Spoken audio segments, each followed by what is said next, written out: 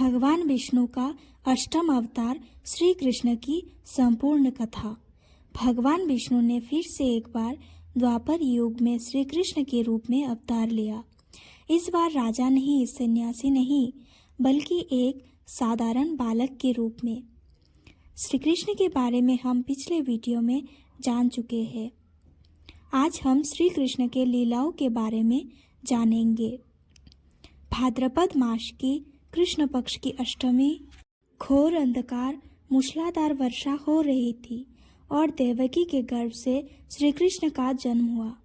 वासुदेव ने बालक को यमुना पार गोकुल पहुंचाया, जहां उनका पालन नंद और यशोदा के यहाँ हुआ। उसी क्षण से अष्टम अवतार की लीला आरंभ हुई। गोकुल और वृंदावन में कृष्ण केवल बालक नहीं थे, वे ईश्वर थे, परंतु प्रेम में बंधे हुए। पूतना का वध से लेकर शक्टासुर और त्रिनावर्त का अंत, कालिया नाग का दमन, हर लीला में संदेश छिपा था। ईश्वर ने शक्ति से नहीं, धर्म से अत्याचार को हराया है।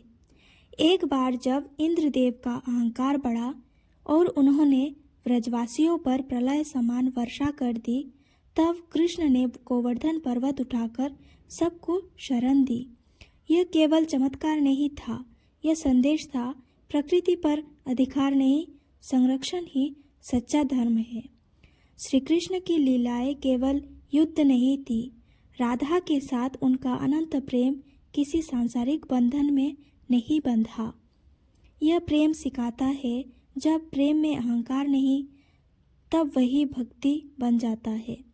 समय आने पर श्री कृष्ण मथुरा लौटे, अखाड़े में चाणूर और मुष्टिक का वध किया और अंततः कंस का अंत किया। यह केवल उनके मामा की मृत्यु नहीं थी, यह संदेश था, अधर्म चाहे कितना भी शक्तिशाली हो, उसका अंत निश्चित है। मथुरा के अत्याचार को अंत करने के बाद श्री कृष्ण ने सत्ता को अपने लिए नहीं चुना। उन्होंने समुद्र के किनारे एक नई नगरी बसाई, द्वारका। द्वारका केवल एक राजधानी नहीं थी, वो एक विचार थी, जहाँ राजा की शक्ति जनता के भय से नहीं, जनता के विश्वास से चलती थी। यहाँ श्री कृष्ण आदेश देने वाले शासक नहीं थे, बल्कि मार्ग दिखाने वाले थे। उन्होंने सिखाया, राजधर्म का अर्थ सत्ता नहीं, सेवा है।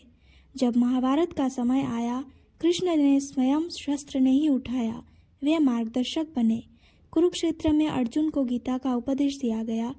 अष्टम अवतार का सर्वोच्च संदेश था कि कर्म करो, फल त्यागो और धर्म के पथ पर अडिग रहो।